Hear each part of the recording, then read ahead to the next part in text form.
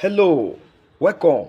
Today we are looking at some major news updates going on around the world. Let's watch. You and I have known each other now for a long time. In fact, the longest relationship of our two countries that any president and president has had. And that's, to me, an honor. When there were difficulties, we worked it out. I would call you, and you would call me. And whenever we had a problem, people don't know, whenever we had a problem, we worked that out very quickly. We're going to have a fantastic future together. You're a great leader. I say it to everybody. You're a great leader. 我们一致认为，中美关系是当今世界最重要的双边关系，只能搞好，不能搞坏。两国合则两利，斗则俱伤，应该成为伙伴而不是对手。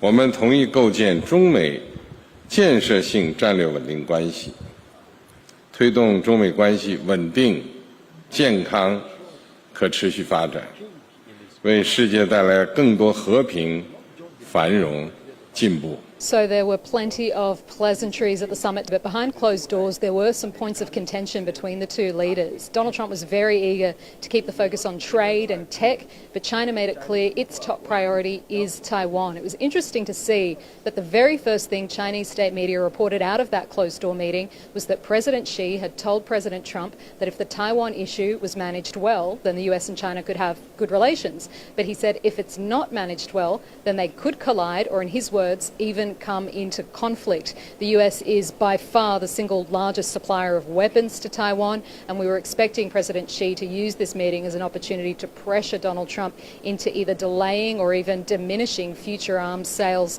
to Taiwan. So we're yet to see how Donald Trump will respond to that request if it was indeed made in that meeting, but we knew Taiwan, for its part, was going to be watching this meeting incredibly closely. Almost immediately after that report, officials here in Taipei came out and said they had been liaising with Washington ahead of the meeting and that they had Washington's assurances that Taiwan would continue to have its full support. But so far, there hasn't really been much in the way of firm commitments from this summit yet. Yes, there was that announcement from Beijing regarding US beef, but we knew coming into Beijing that Donald Trump also wanted a purchasing deal on Boeing jets and on soybeans. So far, we haven't seen any announcements in relation to either of those. This is maybe the biggest summit ever.